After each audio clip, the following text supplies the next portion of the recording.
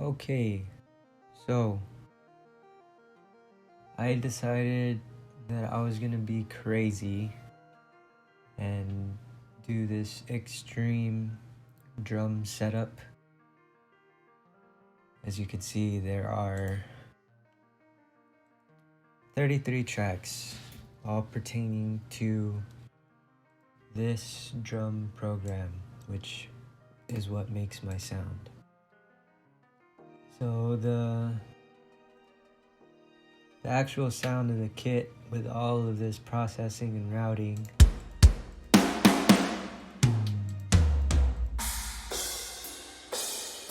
is pretty beefy and punchy.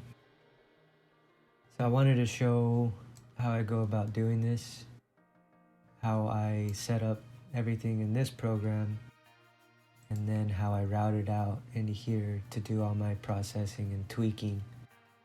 So for now, I will turn off all of these effects and I will mute these two channels. These are additional effects that I add on later.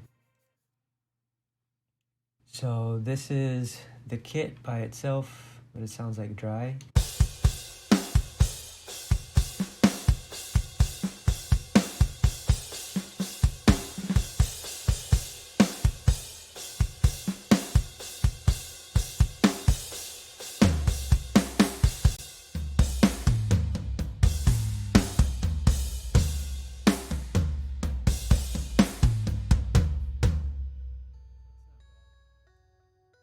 Just it needs a little bit of work.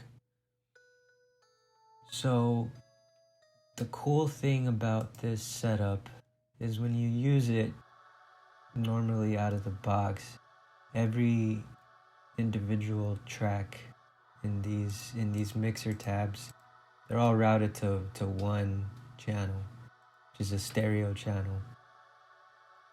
Now I've set this up so that there are,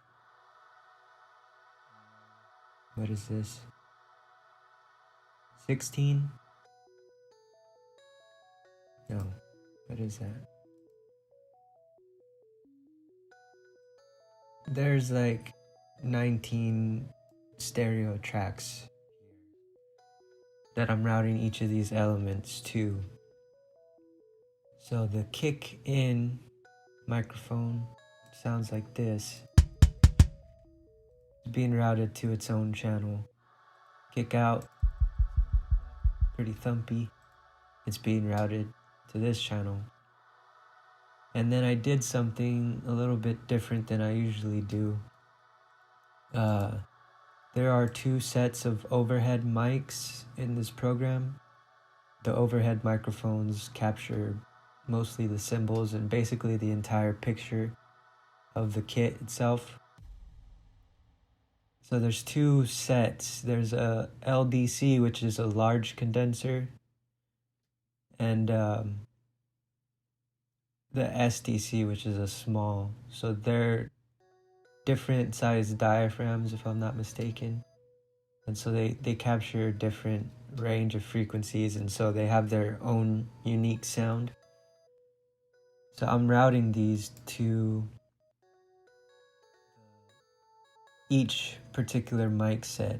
So the large condenser is going to one channel, and so is the small. And then on top of that, I'm separating the overheads into the shells, which is the kit itself, the snare, the kick, the toms, and then the cymbals are being captured in both condenser mics, but being separated and then blended. So yeah, I made it pretty complicated. So kick in, kick out. This is going to the shell overhead mic for the large condenser. This is going to the shell mic for the small condenser. And then the mono is going to the mono room shells, close room shells, and then the far room shells. So these three are being sent to these three channels, which will capture the room. So you can look at the bottom and see how everything's being routed. And the only reason we have kick coming through the snare is because there's bleed set up. That just means the snare microphone will pick up other parts of the kit. Snare top, you can see snare top and snare bottom are each being routed to their respective tracks. Again, the shell overhead mics being separated from the large and the small. I can show just what each sounds like.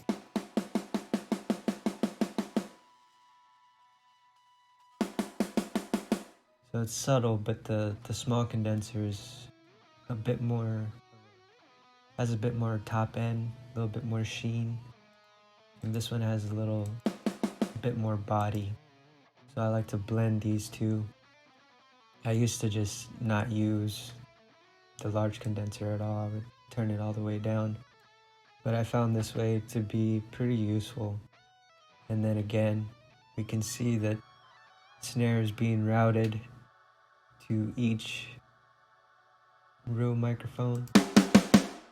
Close, the mono, the close, and the far. Now with the toms, similar. Toms are being routed to their respective channels, 1, 2, and 3. For these three right here. Same thing. Shells are going to the overheads, being separated from large condenser and small condenser. Rooms are being separated into mono, close, and far. And I got a general mix for all of these elements. That way I could get it right out of the program and then do any little tweaks I need in the actual workstation. So finally, the cymbals. The hi-hats and the ride have their own spot mics. So those are being routed, of course, to their respective channels. But they're also coming up in the overhead. So this will show you the amount of cymbals and each cymbal that's being routed into these particular types of microphones for the overheads.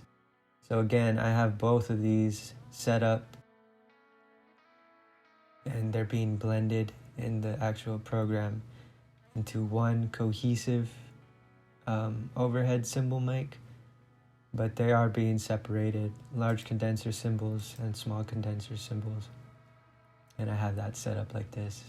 This is a snare bleed, so we are getting not a full amount, but a decent amount of kick, tom, and cymbal coming through the snare channel. So if we were to play the kit and listen to only the snare, we would hear, and I'll do that right now.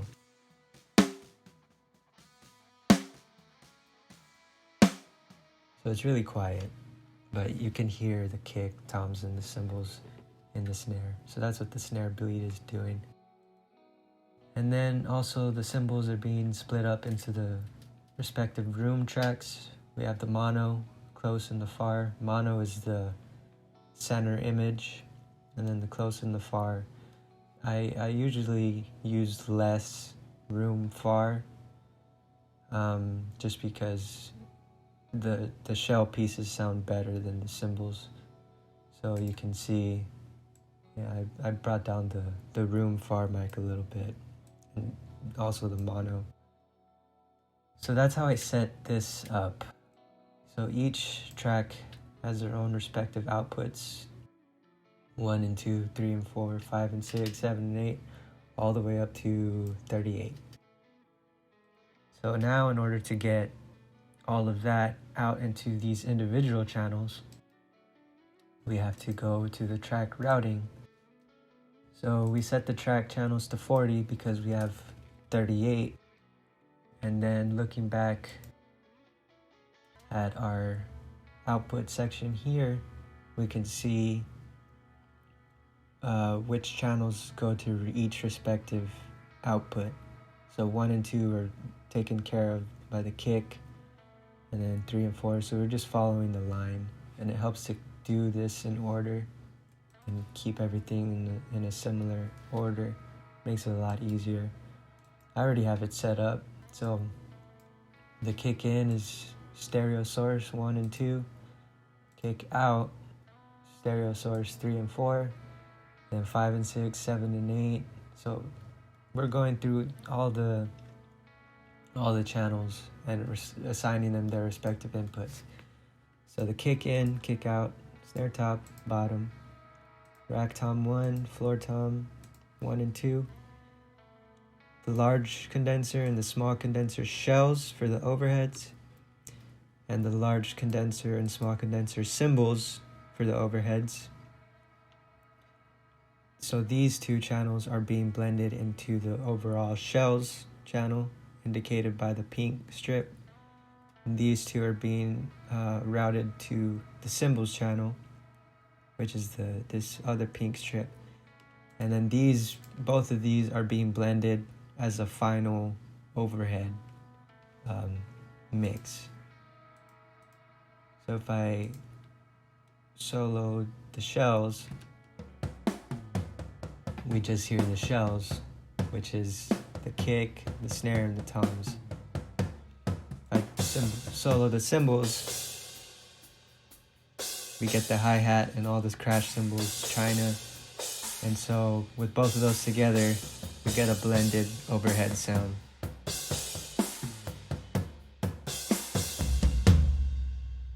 Again, the hi-hats and the rides have their own spot mics, so that those are just being routed to an overall cymbal mic. I don't really use too much. You can see in the program I kind of brought them down a little bit because I like the way the cymbals sound in the overheads in the rooms. So you can see while I turned them down in their main channels, I keep quite a bit, or actually just the standard amount. I keep those both going for the room mics and the overheads, so we can get the hi-hat and the ride coming through there, and then we just blend the spot mics underneath. So finally, we have the mono, close, and far rooms for the shells. So each one has their own specific character. The mono, of course, is a mono channel. It's coming in straight through the center. The close is stereo, and so is the far, and the far just has a little bit more tail, a little bit more reverb. So those are being routed to the shell mics, and then cymbals for each of the mono, close, and far mics are being routed to the cymbals. So these two pink channels are being routed to the overall room channel, which sounds like this.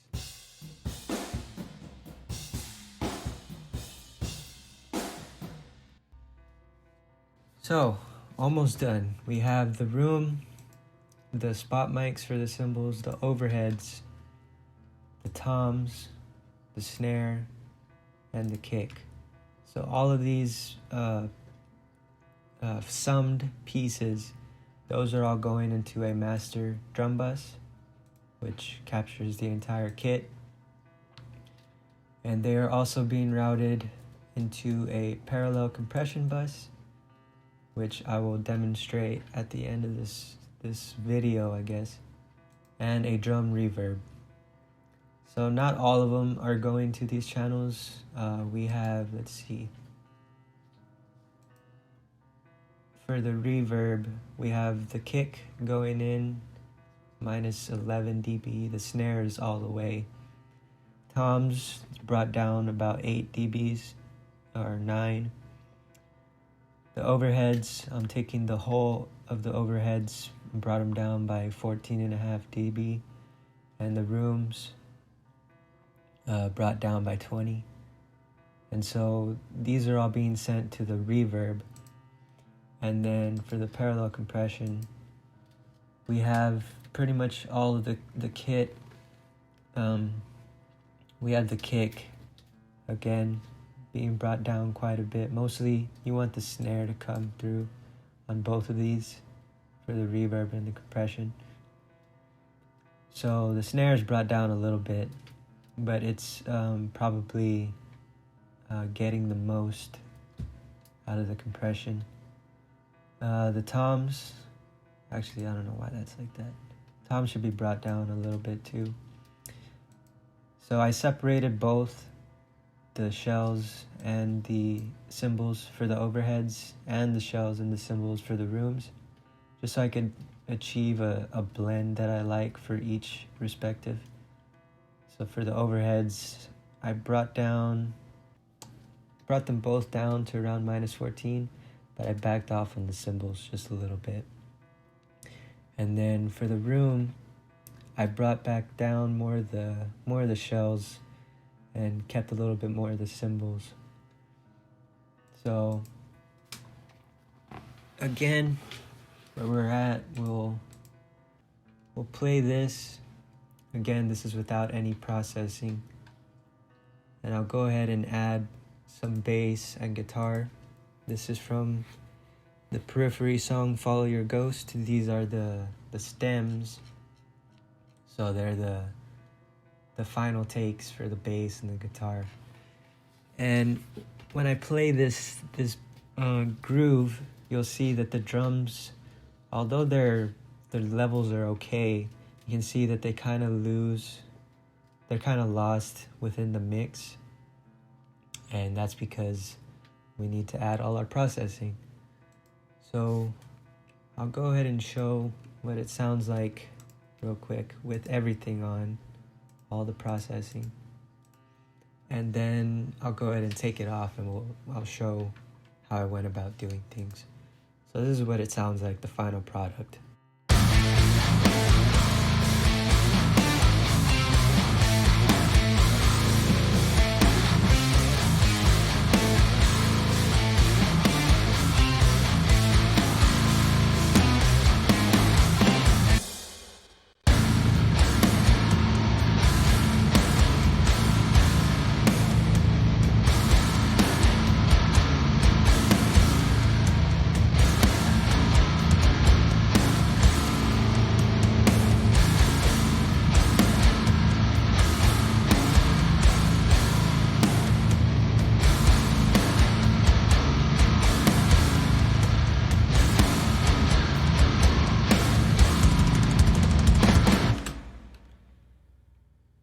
Okay, and now with everything turned off, I'll just play a short clip. You'll see how different the drums fit in the mix.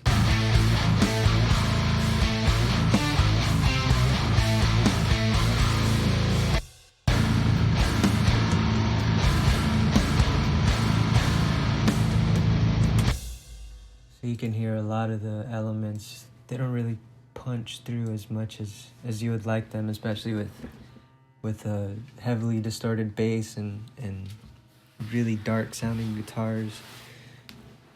The drums are gonna need some help if you want them to pop. So starting with the individual elements, actually we'll just go down the line. So on the entire drum bus, which everything is pretty much being routed to, we have a hard cut at about 35 hertz and a hard cut around 20K. That's just to clean up any mud that's in the really sub frequencies and to clean up some of the harshness that you can't really hear, but if I just go ahead and play the kit.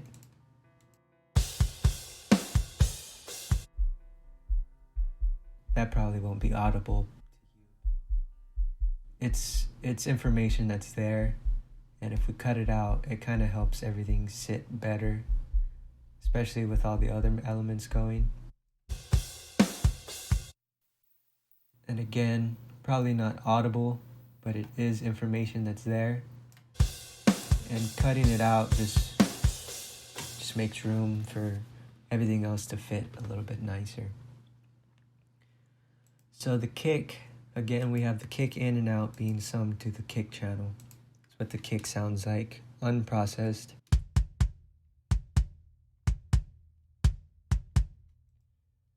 And for this kick, we have two things going on. We have EQ and compression.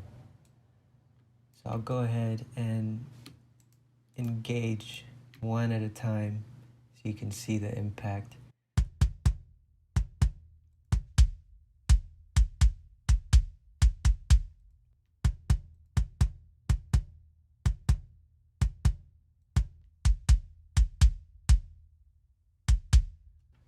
So you can see we're cutting out a lot of the really sub-low frequencies. We're pulling down some 110, which is real boxy sounding. It doesn't really sound too good in the mix. Same thing with this 300, 400 range. It's kind of thumpy, and if I turn these off, you can hear how much muddier the kick gets.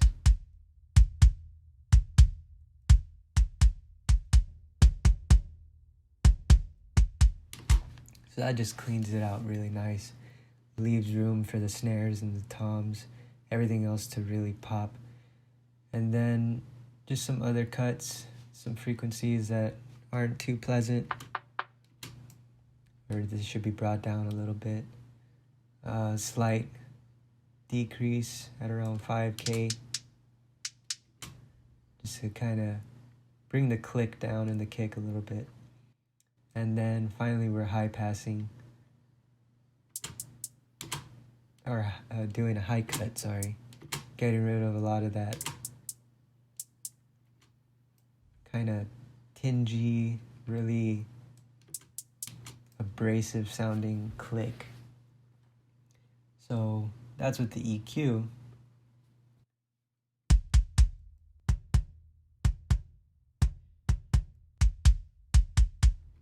Before and after. And then we have our compression. So the idea with the compression that we're using in this grab mode to help the transient kind of punch through the mix, especially because this material is really heavy. So the smash will kind of destroy your transients and kind of squash everything. The grab is gonna grab onto them, I guess.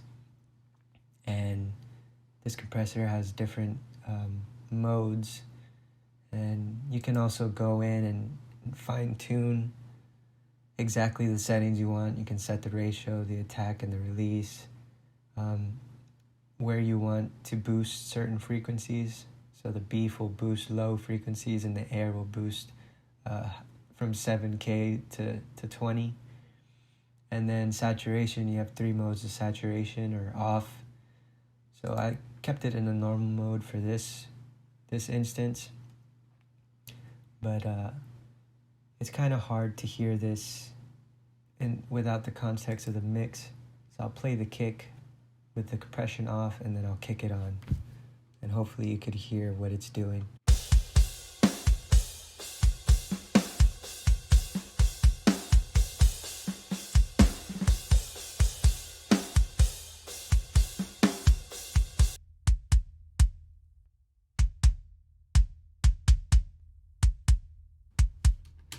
So you can hear it just becomes really tight, really punchy. We're doing quite a bit of gain reduction, about 10, but I have the mix turned down to about 60%. We are saturating because naturally when you compress, you kind of lose a lot of the low end bloom, that's present within the kick. So to compensate, we're saturating a little bit, about 30%. And we're adding about 3 decibels of the beef control, which kind of brings out the low end, brings it back. And then kind of accentuating the clickiness of the kick too.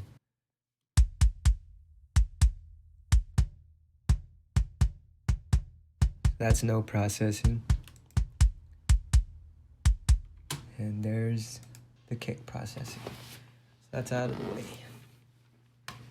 So down the line, before we get into the snare bus, we'll look at each individual channel for the snare. So the bottom microphone, all I have going on is just a little bit of EQ to clean it up a little bit.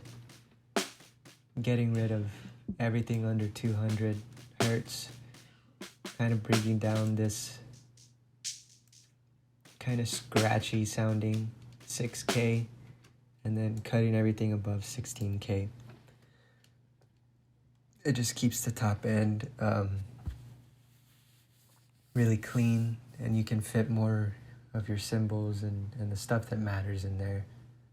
A lot of the upper harmonics for guitars, will fall in this range from like 10K to 12. So just cleaning that up a little bit. For the snare top microphone, we have two effects. We have compression and a little bit of notch EQ. So this compressor, it's actually not being used as a compressor. It's more for saturation. So I have the saturation tape, saturation driven all the way up. And I brought the mix down to taste. But what the saturation does is it kind of makes it kind of gives a little bit more punch and takes away some of the transient, kind of clips the top of it so it's not so harsh. So bringing this all the way up is going to kind of chop the transients and kind of squash it, make it really punchy sounding. So just for a demonstration of what that sounds like, I'll turn this down all the way and I'll turn it up and then I'll bring it back down to about where I had it. So this is the snare top with nothing going on essentially.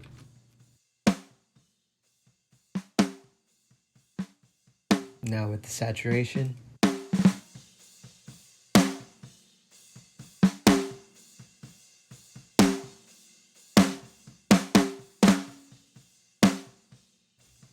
And that's a blend that I feel comfortable using. So before and after, nothing.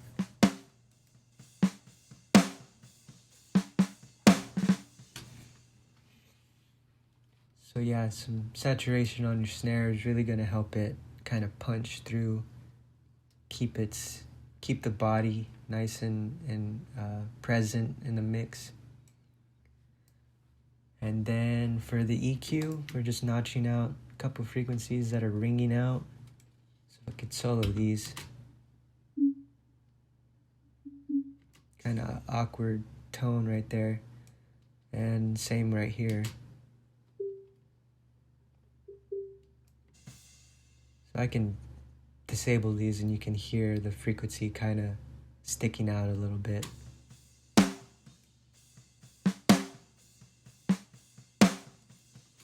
Or better yet, I can just boost them so you can hear how much it's doing.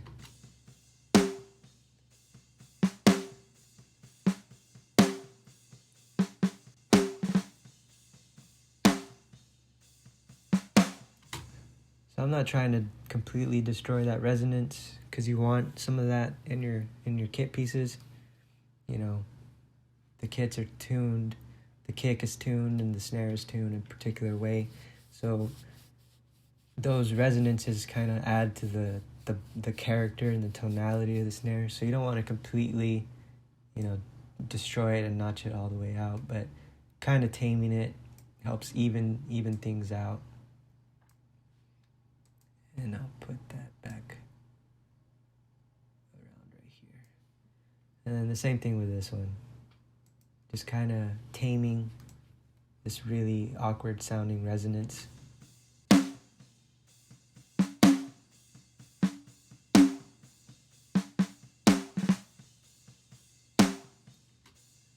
yeah, it's really helpful to do these notch moves. You can drive yourself crazy looking for every little peak and resonance and, have a million of these all over the place, but kind of just singling out the ones that are most noticeable and it'll help you kind of even out the snare. And this program, or this plugin, is actually really cool. It'll show you which ones are sticking out a lot. So it's picking up one at 700. So we can actually bring that down a little bit.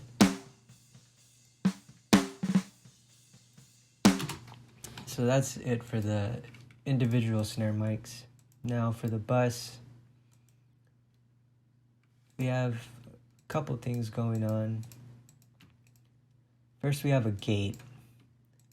So what the gate's gonna do is kind of clean up a little bit of the background noise from the kick and the toms and the overall bleed that's coming through on the snare.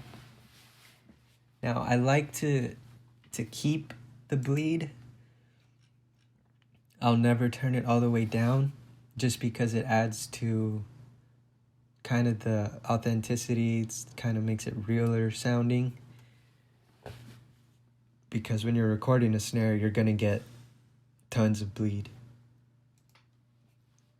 So I kind of create a little bit of an ideal situation by turning them down a little bit, but to where they're still present. And then normally you would gate a snare to kind of bring down the bleed. So I'm still following that procedure by gating it slightly so we can hear what that sounds like. You can hear the kick and the cymbals are pretty prominent. So when I engage, we'll hear that kind of go down a little bit. Now I could turn this all the way up and eliminate it. That's unaffected. So I bring it up a little bit just to kind of clean it up. So we're still getting a good amount of bleed, but it just kind of shortens the snare a little bit. That's what we're doing, and kind of brings the volume down of the bleed, kind of cleans it up a little bit. So after the gate, we have our EQ. So it looks complicated, but really we're just kind of shaping it. You can see kind of a smiley face going on. So we're gonna have a big bump around 200. We're gonna want to bring down this 3 to 500 range, and just other frequencies that we find unpleasant. And we're gonna obviously cut out everything below 100 and above 1500 or 15K. So we'll see.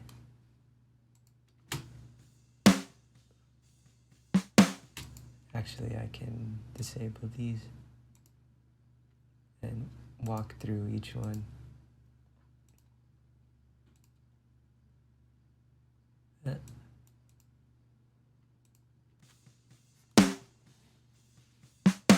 So we can see both outlines, the unaffected snare and the affected snare. It's essentially the same because we haven't done anything. So now when I turn this on, you can see we're losing a lot of information. And you can hear just how much energy is in these sub frequencies.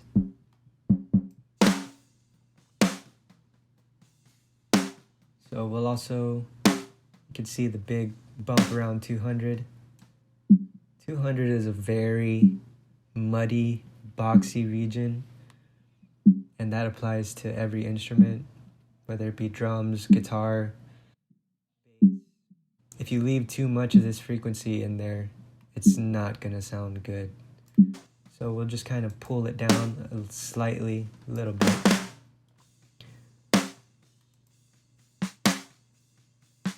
You can hear more of that boxiness at 380. Kind of bring it down a little bit.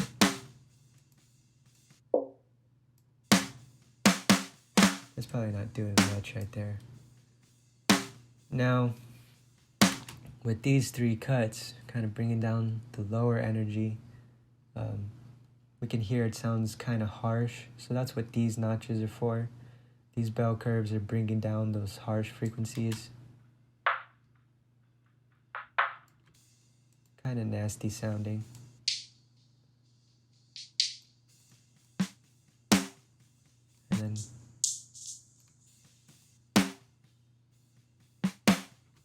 And then finally we're just notching out.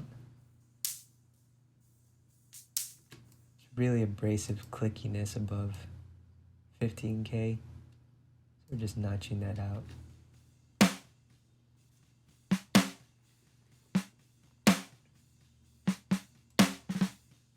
And we can kind of see, if I hover over this, you can kind of see a smiley face shape. It's a slight curve. So we got obviously the big bump, the fundamental of the snare. Kind of dips down a little bit and then comes back up.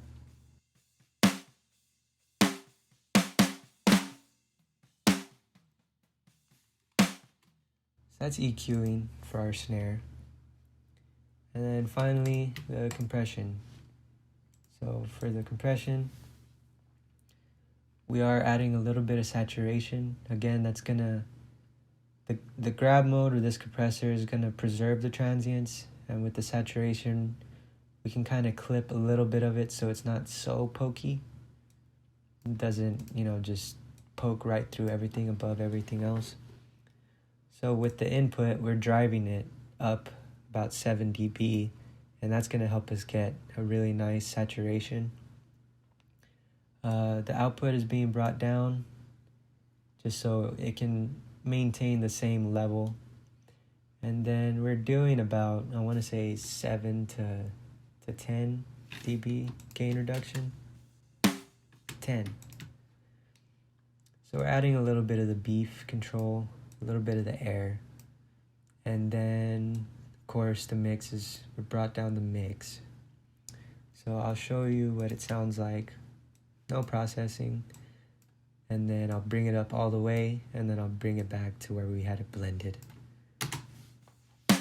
So that's no compression.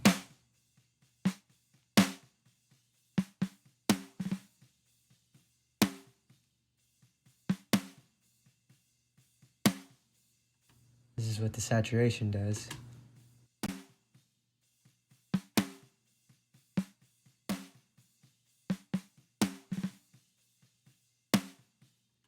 So you can hear when we turn off the saturation, it's really pokey. It's really poppy, kind of the you just get all the impact of the snare. When we turn it up, it kind of destroys it, squashes the snare, so the initial impact is kind of cut down.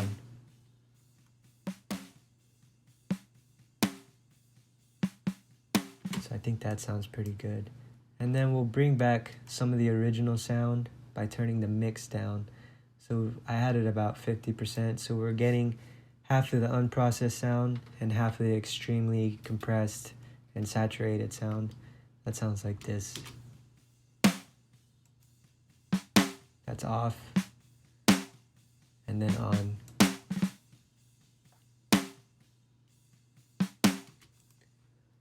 So that's going to help the snare be able to punch through and stay on top of the mix, but not be so abrasive and in your face.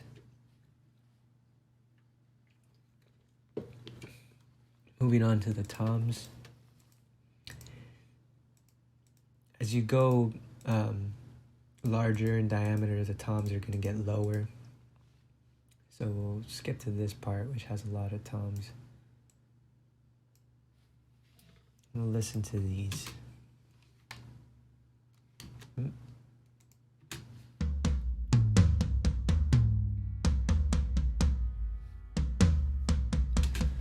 So really clean sounding. So with each of the toms, I have a different EQ active. So this is for the rack tom. Again, there's a lot of scoops, but kind of like the same principle with the snare. We're going for a kind of a smiley face curve, because a lot of these frequencies here in the middle, around 500, 200, they don't sound very good on the toms. So we're just cleaning that up, you know, preserving the fundamental tone of the tom. So each drum is going to have a lower pitched tone. So the rack tom, we stopped at about 50 hertz, and then we scooped about, you know, a bunch of the mid tones. We kind of brought up the clickiness of the toms too, kind of make it snap. So that's the first one. Second one, you can see looks a little different. So we brought down a whole lot of 500. I just completely like wrecked it. Our fundamental goes down a little bit further, so we're cutting less of the low end. And then kind of the same principle, just kind of shaping it.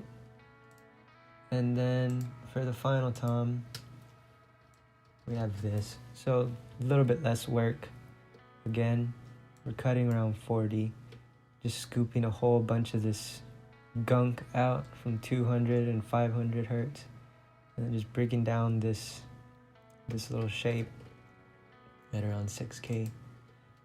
And if we look at our tom bus, I turn on this EQ. So we have cut at 30, cut at around 14K, and then we're scooping again around 500. So we can see as each of the toms are hitting, we can see they all follow the same relative curve. There's a lot of energy in the low end. We're gonna bring down a lot of this kind of gunky, boxy sound. We're gonna have a relatively even top end. So as these are all three toms playing.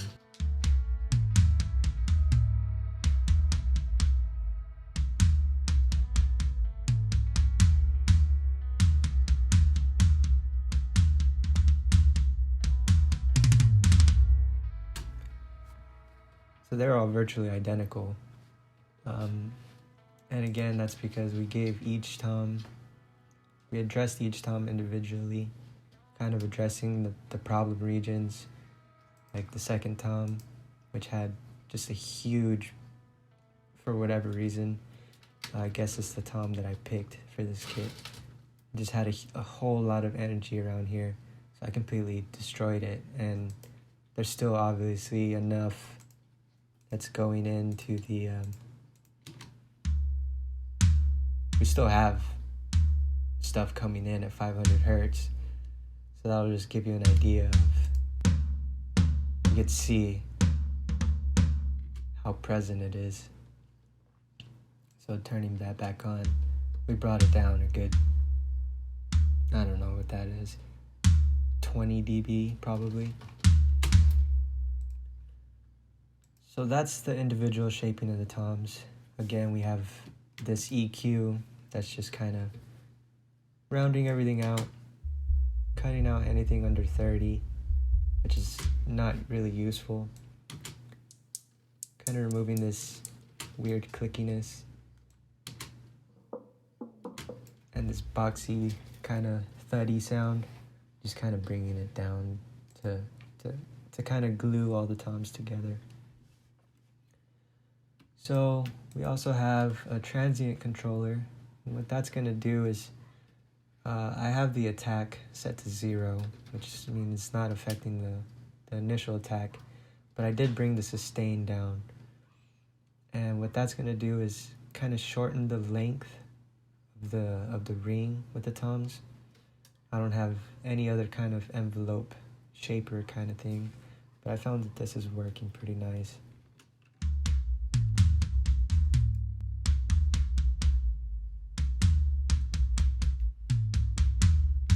So it's really subtle. And then our compression. We're doing a fair amount of compression. We have it set on the toms mode. It is in grab to kind of affect the transients. So let's see how we're doing? We are at 35. So we're compressing quite a bit. So that's completely off. That's on. Again, we're adding some of the beef, the air controls. That's also helping to shape each tom going into the bus. So I had it blended around 30%, 35%.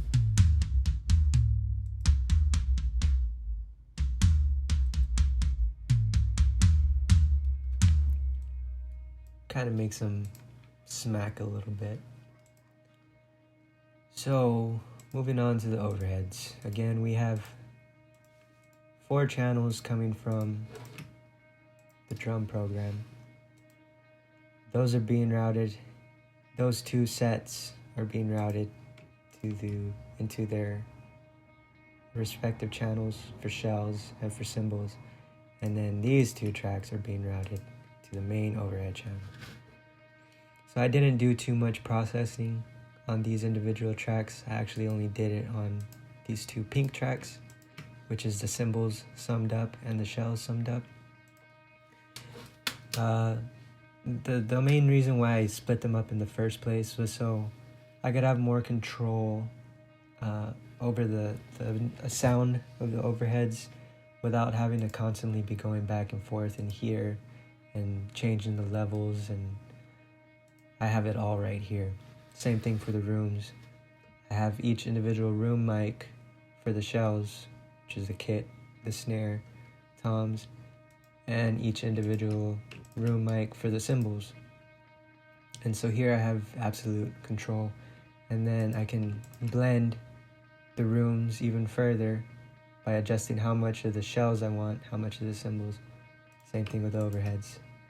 Brought down the shells a little bit, brought down the cymbals a little bit less. So for the cymbals, we got 2 EQs. And I'll go back to the beginning for this part. We're gonna hear a ringing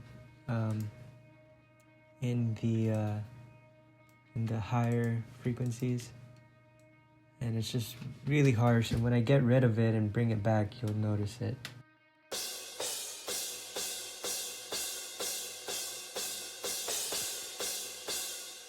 now I'll turn this on, and you'll hear what is taken away.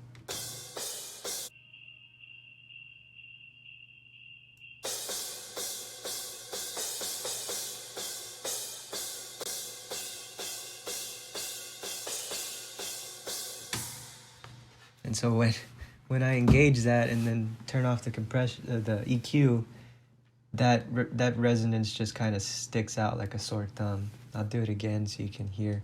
So this is the affected signal, and then I'll turn off the compressor, and you'll just hear that resonance just spiking out on top of everything.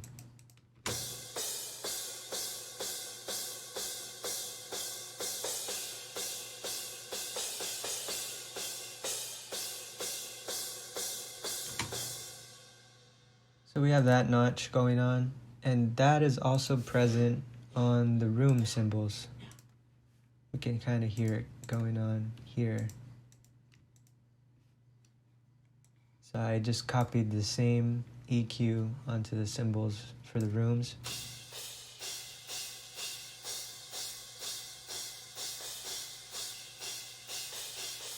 It's a little bit more noticeable in the rooms actually. So bring that down. So yeah, that's just to kind of clean up any harsh sounding frequencies for the cymbals. And then as a final, we have this EQ, not that one. I have this one going on. This is to kind of just clean up everything a little bit more. So we're cutting everything out. 200. You can kind of hear the body a little bit of the cymbals. But that's all low information that we really don't need. Kind of cutting out. Again, the 500 area. It's a little bit problematic for certain parts of the kit. And this is where a lot of the, guitars and vocals are going to be coming in too. So it's best to clean that up as best we can. We're notching everything above 15K. And here that's really, really high up there, really abrasive. Probably won't be able to hear it without headphones, but yeah, it's really ugly sounding. And then we're just kind of easing up on these harsher frequencies around 6.5K.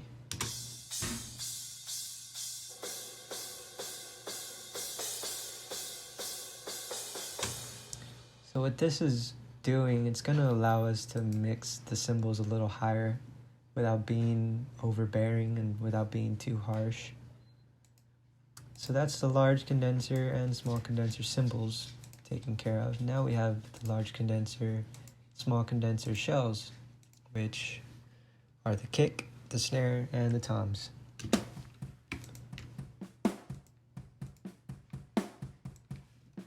We're just doing a little bit of simple EQ, kind of cutting out some of the low end. Kind of giving a little bit of boost. So another benefit to separating your overheads into shells and cymbals is I can boost this frequency on the drums themselves and bring it down when the cymbals to kind of get a richer character for so you can actually hear the kit pieces, the attack from the kit pieces. Because if we were to process, all the overheads together and I was to bring this down, not only would it affect the cymbals, but it would affect everything else. So this is kind of like a best case scenario situation that you can't really do in real life. And again, just cutting out any information above 20K. And so that sounds like that.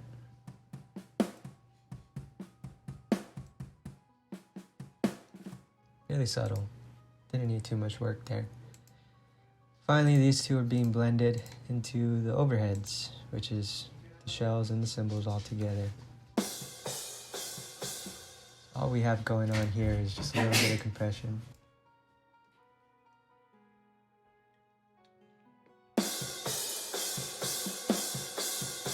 So we have it in the shamash mode. That's gonna kind of reduce the presence of the snare from sticking out too much. If we turn it off, we can hear how much, and we can see how much the snare pokes out on top.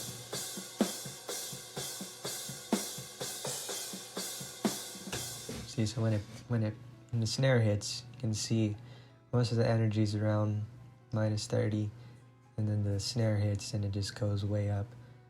So with the compression, we're just kind of taming the snare a little bit. So by boosting the output, adding a little bit of saturation, a little bit of air, after we just cut some out. We brought the mix down a little bit too. So it's gonna kind of smash and level out the entire overheads, rather than just being, a pokey source for the snare.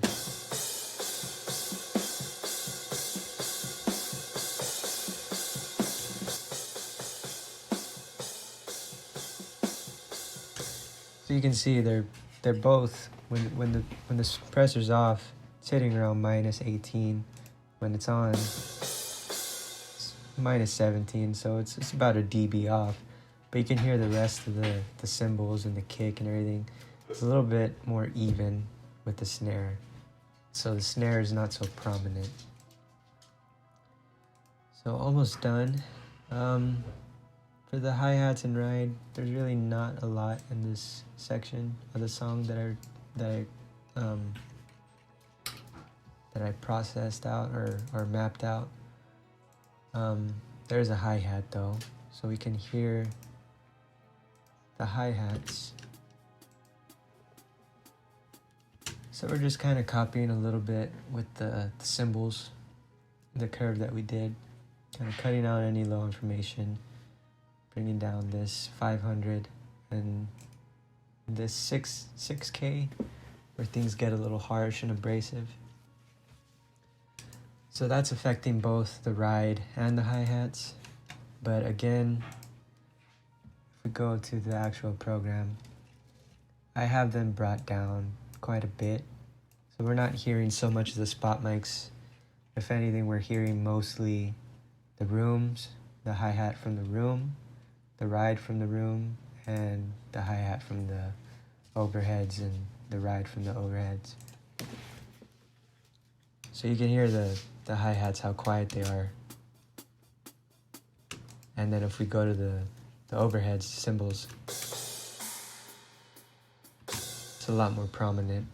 Kind of like the sound of the hi-hat and the overheads. A little bit less in the room, but this just allows us to have the absolute most control of everything without having to constantly refer back to this program and tweaking things. And when you change one thing, it affects the mix when you have it routed, in this way.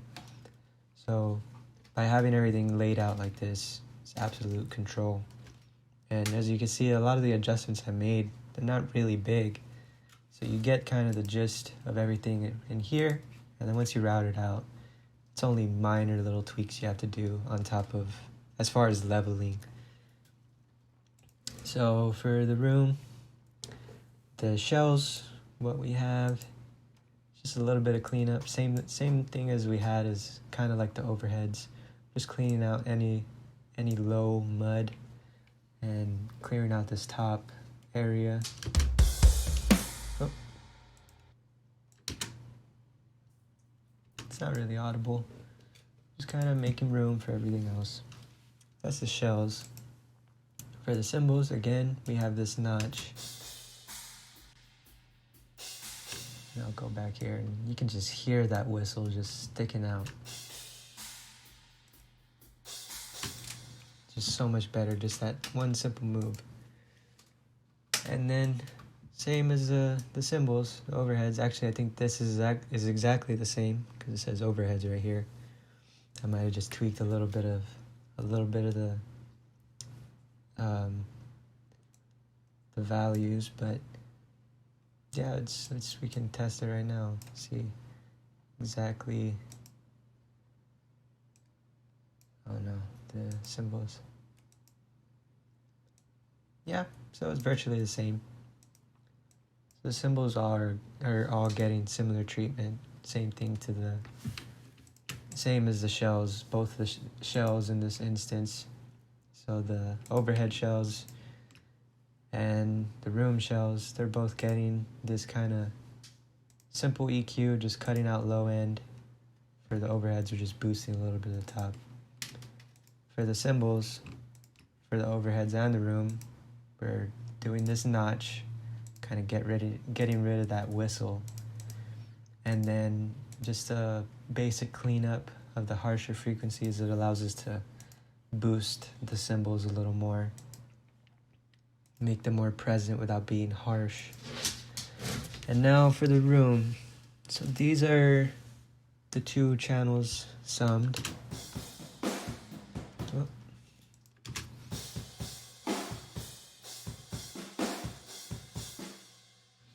So for the rooms, I like really trashy rooms. I just absolutely destroy them with compression. So the EQ, this is kind of redundant, but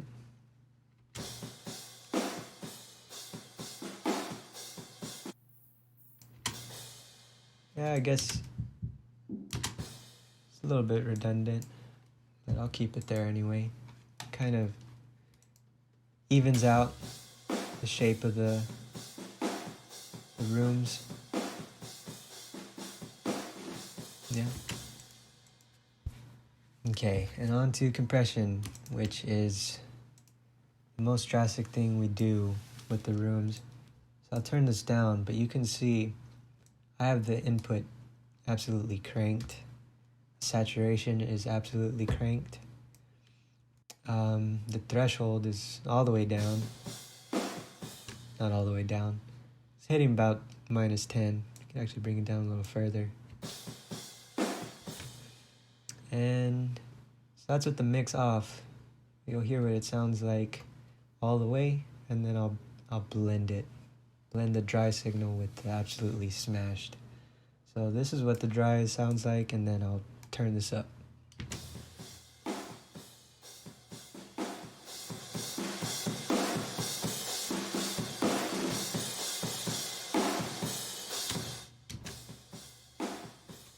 You can even see from this meter, you know, the snare is poking out above everything. You know, it's hitting about right here. And we bring this up, the snare is going to be brought down a little bit, but everything else is just, you know, it's almost on the same exact level. And that has to do with the threshold, the input being set, cranked, and the saturation. So what we're going to do is just kind of back off till we get a good balance.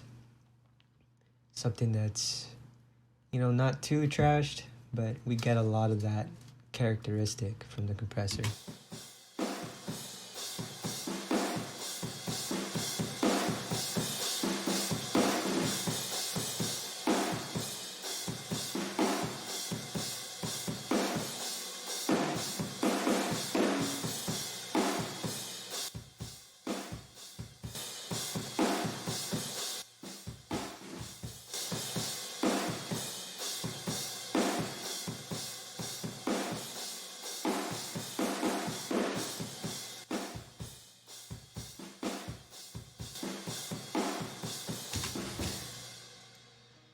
Okay, so now I learned this trick from the bass player of Periphery, and he's the engineer for a lot of Periphery's music, and even for Devin Townsend, stuff like that. Nolly Getgood. So what we're using this gate for is actually as an expander. So the way this works, I have audio from the snare. You can see right here, the snare top is being sent to channels 3 and 4 on the room track. So audio 1 and 2, which is the snare top, that is being sent. So you can see. So it's channel 7 and 8 from Getgood drums, which is a drum program, are being sent to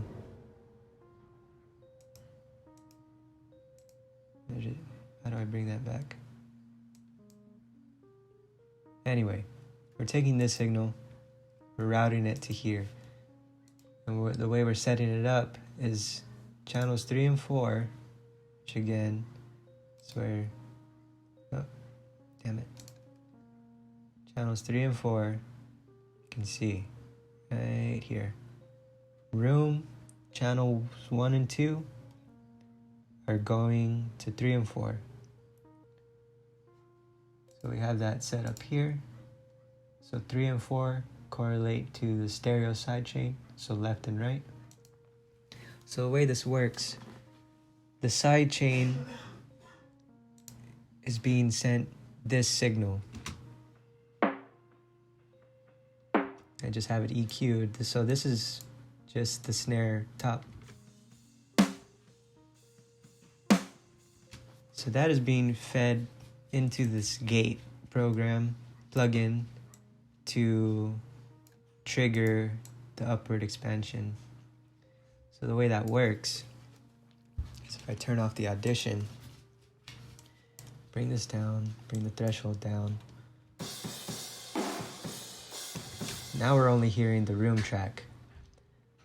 I set the ratio slightly, and now as I bring this range up, you see this upward line kind of going up, and that's signaling how much expansion we're doing. And the higher I bring the ratio up, the more drastic it gets. So we want to keep relatively low, and then we adjust the range. So right now the range at 0 is doing nothing. And as I bring this up, you'll see this light blue line kind of go above the dark blue. And so every time the snare is hitting, it's increasing the volume.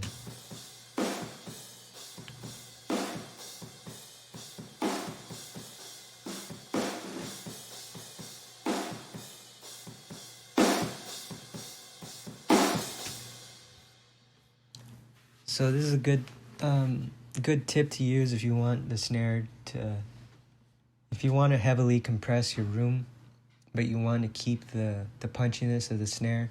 This is a really cool trick because, again, if we bring all the way down, we can hear the snare is kind of distant. Before it was pretty punchy. Now it's kind of subdued, so we can bring this down. Actually, we'll leave it around right here. And now if we just increase the range,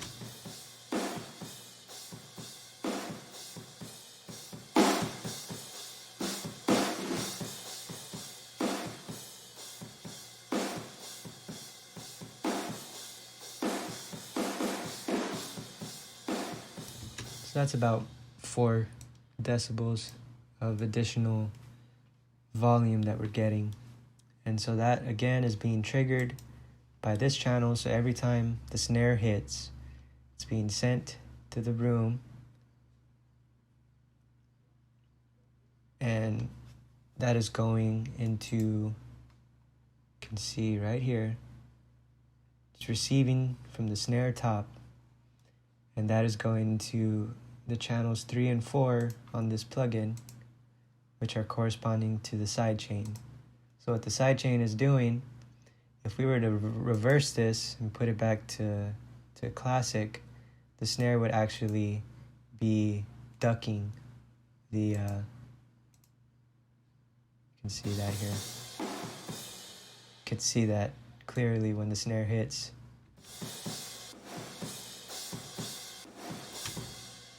So we're just doing the opposite of that and making the snare more present.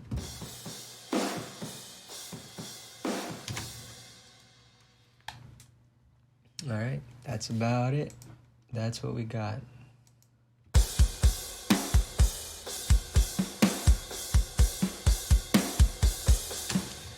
Before I finish, there's 2 final channels that we have to go over. I went over them briefly, but we can see the parallel compression is getting some kick, some snare, toms, overheads, and the shells, the rooms, sorry.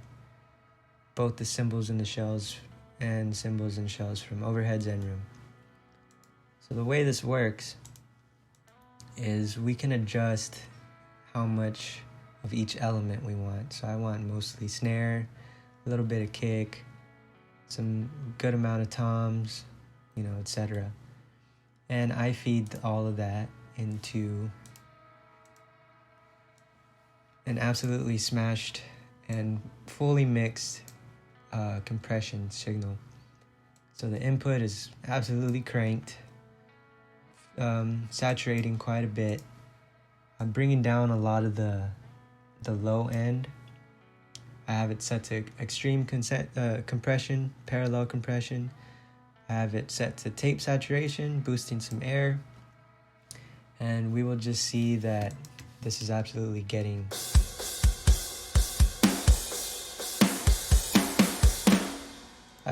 smashed. And here's the actual channel.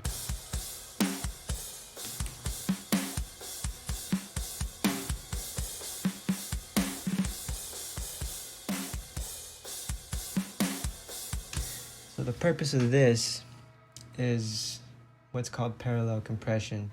So how we were doing it earlier, where I would do extremely compressed and then 0% is 0 dry. If you were to put it at 50%, that is also parallel compression. The reason I do it like this is because this way, rather than just slapping this on the main drum mix, I can adjust the amount of every element going into this compression So if I want to cut back on the snare, I can do that. You can hear there's no snare in there. Bring it down a little bit. Or if I want to bring down the kick,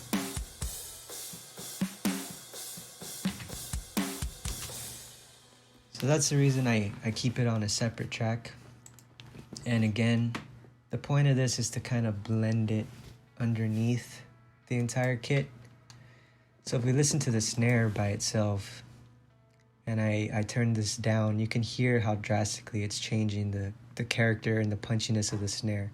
So I'll bring this down and then increase it, and then I'll increase it a lot so you can hear what it does, and then I'll bring it back to the level that I had it.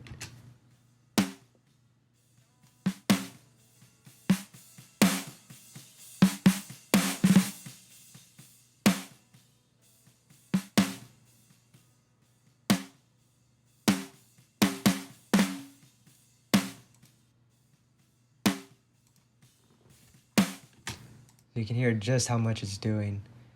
That might even be a little too much. Same thing with the kick.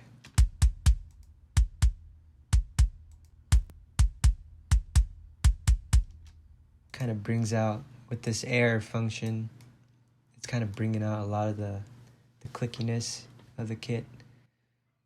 Same with the rooms.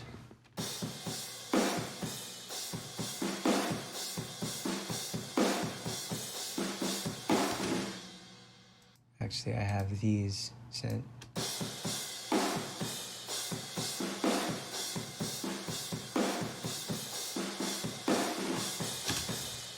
So it's more subtle on these tracks. I really have it pushing on the snare and the toms. But again, it's just to get a blend. If we play the whole kit and just kind of bring this up a little bit, we can probably hear what it's doing, especially in the mix. If I bring in these other instruments, you'll hear how much this helps everything to punch.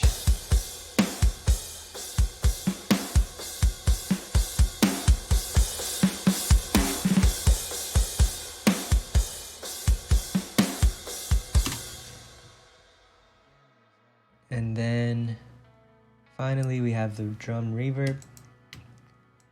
So this is a guitar plugin. It's from Neural DSP. It's the archetype Nolly. Again, the guy is a big inspiration of mine. I learned a lot of tricks from him. So he has this plugin, and it has a really awesome delay and reverb. And I don't really have any other plugin for reverb besides stock. And I just like the characteristic of this one. So I'm using it as a reverb for my drums. So again, for the drum verb, I have every element going in: kick, snare, toms, overheads, and rooms. But they're all at different amounts. So I have about -8, -9 for the toms, 0 for the snare, -11 for the kick, and then -20 for the overheads. Did I turn off the room? I thought I had the room. Huh. Where is the room? Oh, it's right. It's over here. Okay, so that's -20, and then the overheads are -14. So we can just listen to that.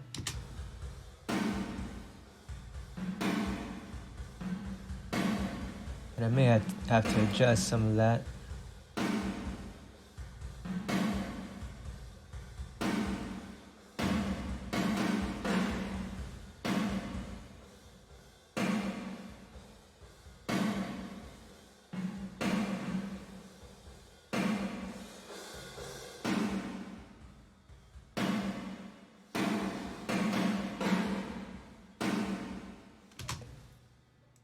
Okay, so I have a little bit of a low cut, and we're cutting a lot of the the high information too. I like darker sounding reverbs. So that's being fed into a compressor, which is set to parallel. Kind of doing some minor compression, 4:1 ratio. It's just to kind of bring the tail out a little more.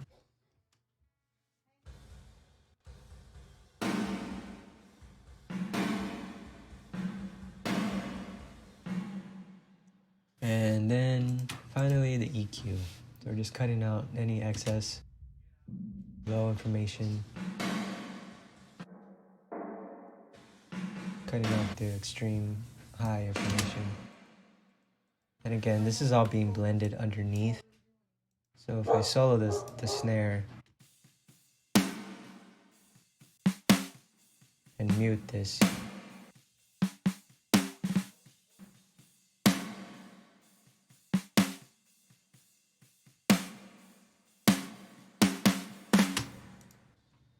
so it's adding quite a bit.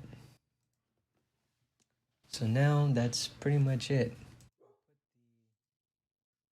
Bass, guitar back in, and I actually have the original drums.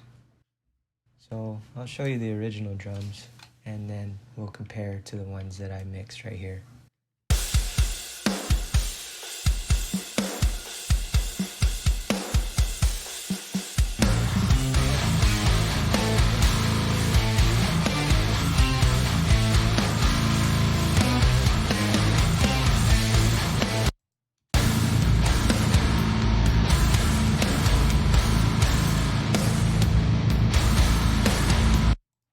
Okay, so now on to computer drums.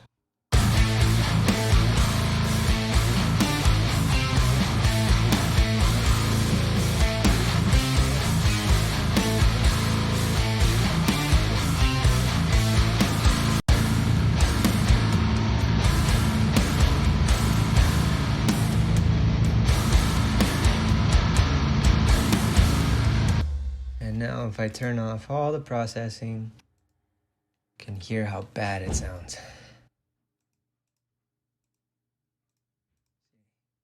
Turn off those. And yes.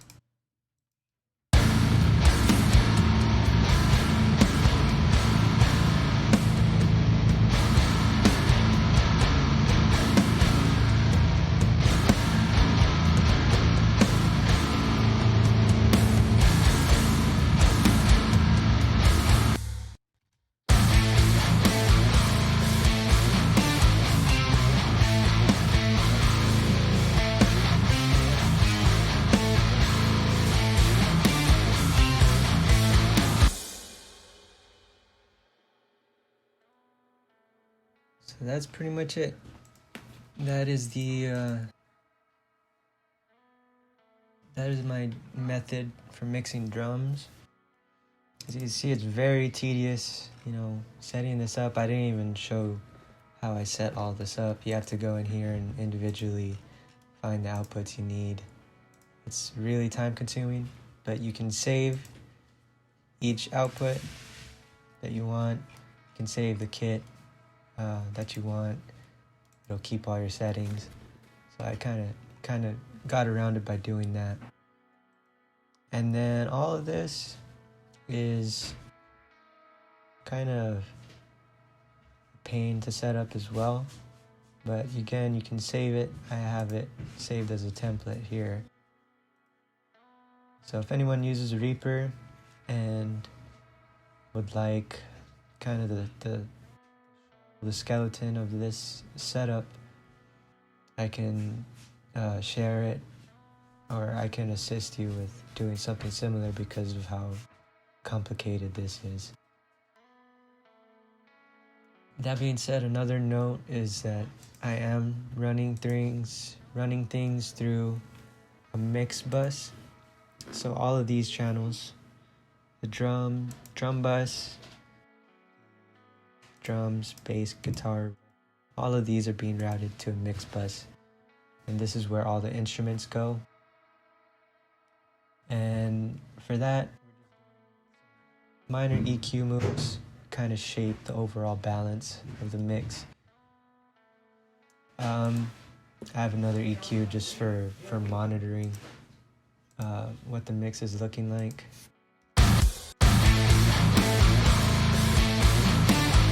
It's also useful for comparing my drums to the actual drums.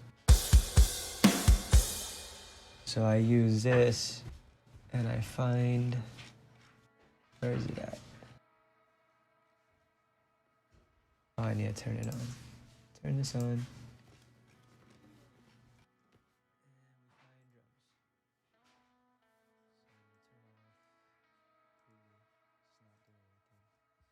And now we'll see a red outline showing us the actual drums, and the gray outline will be our drums.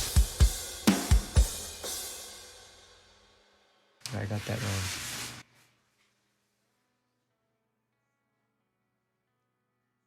Why is it doing that? No.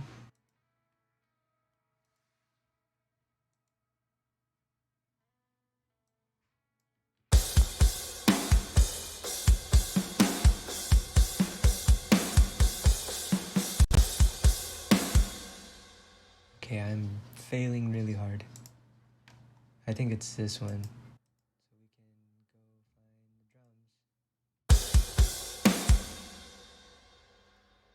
Huh. I got this.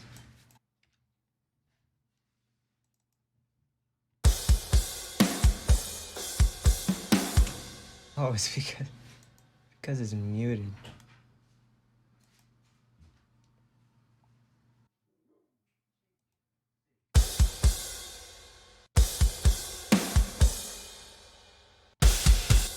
Jesus.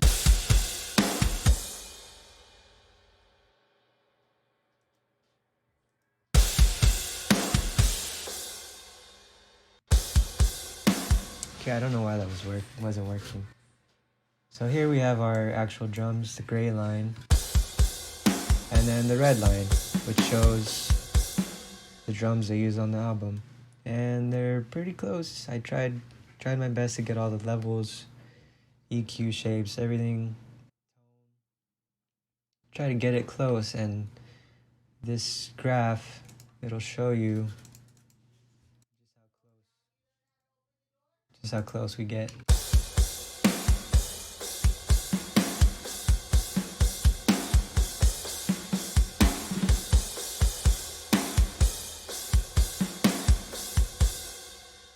So it's pretty up there. It's pretty close. Pretty damn close. So again, mix bus has a little bit of EQ. We are running some compression on the mix bus, so this affects everything. We have a really fast attack, auto release, a ratio of 4, and we're getting about 3 to 4 decibels of gain reduction on mainly the snare, the hardest hits. So I bring everything else in.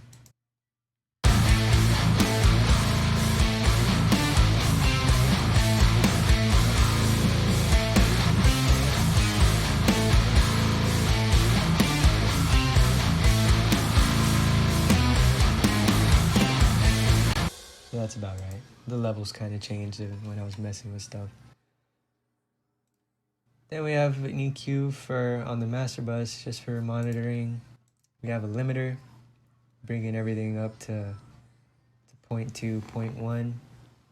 And again, it's just kind of clipping the transients of the hardest hits of the snare.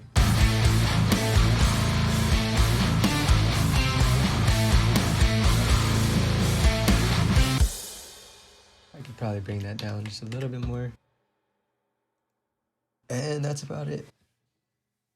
So again, if anyone needs help, reference, is interested in doing this, or anything else collaborative, yeah, we'll be posting this online. So Here we go.